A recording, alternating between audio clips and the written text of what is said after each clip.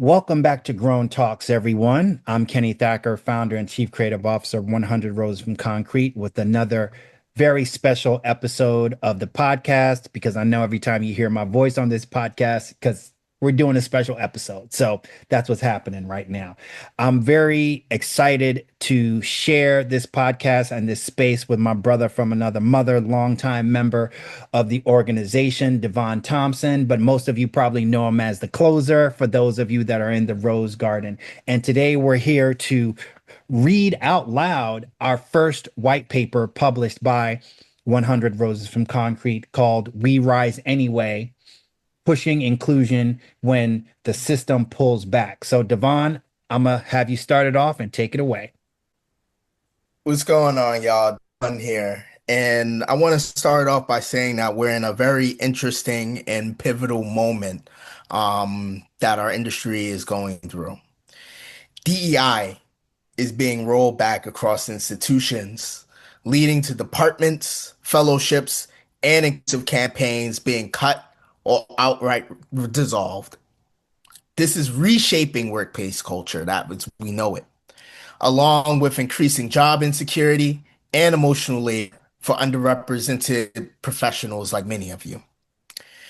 Many of us are also carrying greater trauma in environments that feel more hostile. They feel indifferent or even silent than they have in years. And the net effect of this is a compounded burden. Mental health strain is rising, career mobility is shrinking, and entry points for marginalized talent is disappearing. These forces create unstable and uncertain pathways for inclusive talent to thrive.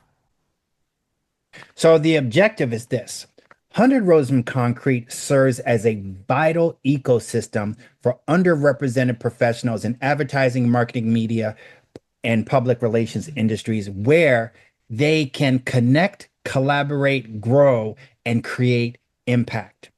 In response to today's reality, in which we are all sharing at the exact same time, we reaffirm our commitment to our cause by creating a white paper that reflects the lived experiences of people across a wide range of marginalized identities, insights shaping it where gathered through panels, working sessions that were hosted by our organizations, by Devon in particularly, and they highlighted voices by the community and offering practical opportunities for action.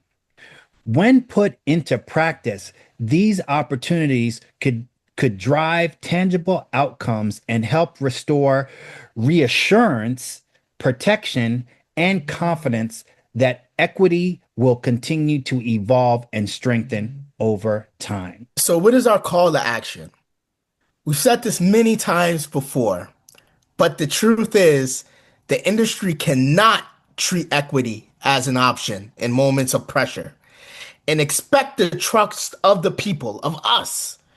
This moment requires more than individual resilience. It requires structural protection, transparency, and sustained investment from industry leaders and peers who are allies. We call on both everyday workers and decision makers to take these challenges and the following opportunities that we have identified into leadership rooms and into team conversations and to put them into practice. Real change happens when equity is not just defended, but built into the very soul of how an organization is run. Exactly. So now we're going to run through 6 points that Devon has strategically crafted as we talk about the white paper and everything that we've discussed so far. So the first point: as DEI work gets cut back under pressure, the industry needs to move from promise to real follow through, with leaders held responsible and progress tracked over time. How do we do this?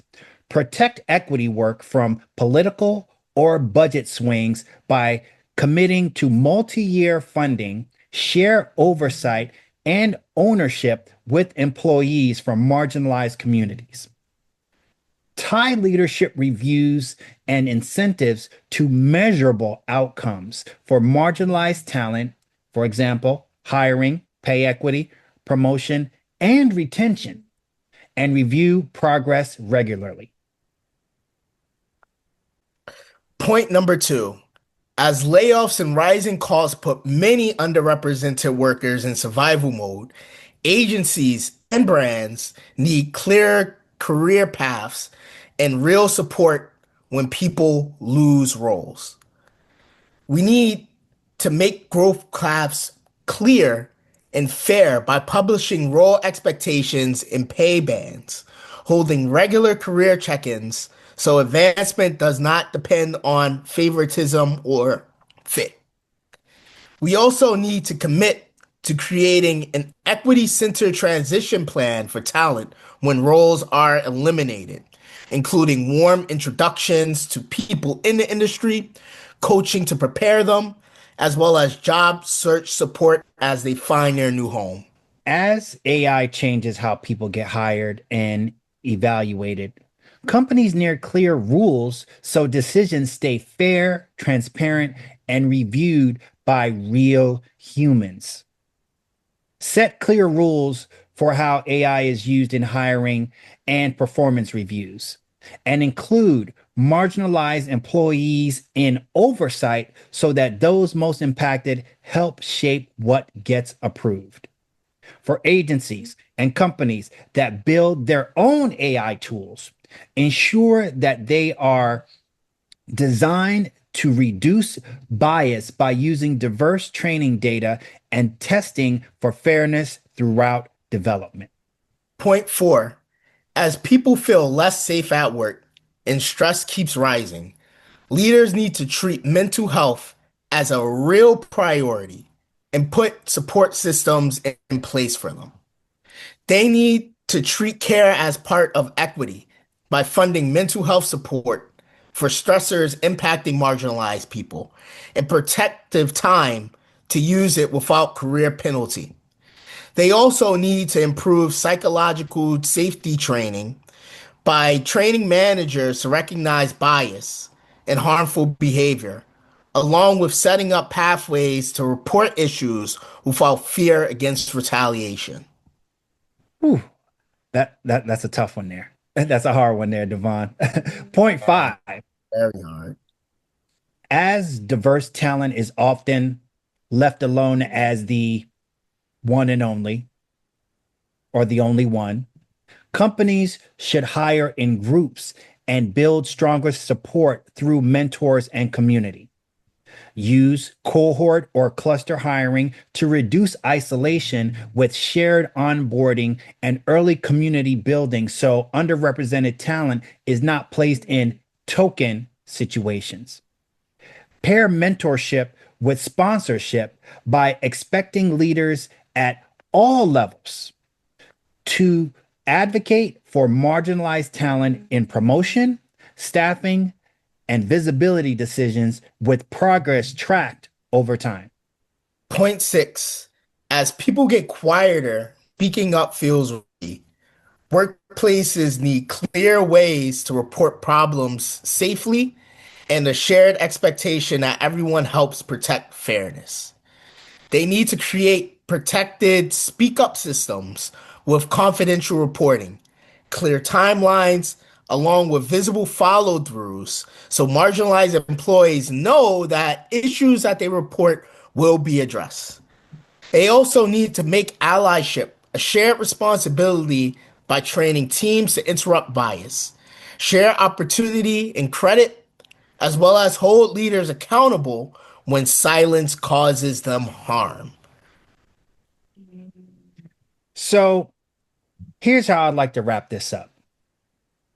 We are in a moment where inclusive progress isn't just slowing down. It's being tested. Rollbacks to inclusive practices don't live on paper alone. They impact real people, real opportunities, and real futures. Ignoring that reality doesn't protect us. Facing it does. Out of 100 roses from concrete, we've always understood that growth doesn't come from perfect conditions. We were founded back in 2019 when the world was kind of similar to now a little bit, and before it got even crazier in 2020. Roses rise through pressure, through cracks, through concrete. That truth lives in our community, creatives and leaders who move forward, not because the system made room, but because purpose demanded it. This moment matters because silence is not a choice. I'm going to repeat that. This moment matters because silence is not a choice. When inclusion becomes optional, those most affected are often the ones who already had to fight hardest to belong. Our work isn't about trends, optics, likes. It's about people, access, and progress that lasts. We rise from concrete because we know how. And together, we'll continue to build forward, rooted in community, clear in our values, and committed to growth no matter the conditions. Devon, I want to personally thank you for being the author of this incredible white paper. It has been a pleasure just seeing you grow this white paper into fruition, and partnering with you to make it something that's incredible. My question for you is, before we close the podcast, how did you feel once we had kind of finished the first draft of this? I felt like we were making progress. Again, I appreciate you crediting me as the author of this, but truth be told, we were able to create this through your input, through the input of all of the roses we were able to speak with during our workshop.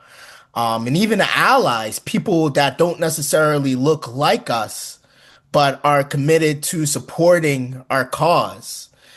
And these are people who have been in the industry in all of the different phases prior to 2020, in 2020, when everyone wanted to raise up their black flag in support of the people. They're black squares. And even in today, where all of the progress that we made, even way prior to 2020, things that and laws that were put in place back in the 60s, 70s are being demolished. Yeah. So, for all the brilliant minds that came together to reveal the insights that we were able to pull into this white paper, Mhm. and for all of the thoughts that people have, for us to see trends in it, and for us to put to pad actionable ways, in some ways on here, proven ways to boost equity, to advance equity, again, it felt like progress to me. That's what I'm hoping that this white paper achieve. I have a good amount of confidence that that's what it will achieve. But ultimately, time will tell. But I truly believe that time will tell. This white paper will influence the progress that we need, the progress that will put us back, or I wouldn't even say put us back, it will put us forward beyond Mhm. to a place where we, the people, need, but more importantly, should be. Yeah. Yeah. I totally agree. Shout out to Sister Sequoia and Brother Darren that helped us kick this off last year, because this was all a part of our 6 year anniversary celebration per se. I mean, we could have easily, had a party or something like that, but Devon and I were talking about it's like we want to do something meaningful. And obviously, do something for the community because that's what we're all about. So instead of like having a party, we decided to bring everybody together and have a meeting of the minds and really start constructing something, which is what the end product is now. And also just shout out to everyone that contributed when Devon hosted the live strategy session. There was a lot of good people on that call that really shared a lot of the insights that Devon was able to kind of put together and make it all make sense at the end of the day and come up with this great white paper. So yeah, shout out to anyone that attended any of our 6 year celebration events that we did on Zoom. We really appreciate it, because without you, this would not be here. Because this was just kind of like an idea that Devon pitched me last winter at a coffee shop in Harlem. And then, we had multiple conversations, and then it was like, okay, yeah, let's do this. But then, we'll make it better if we did this. And we'll make it even better if we did this.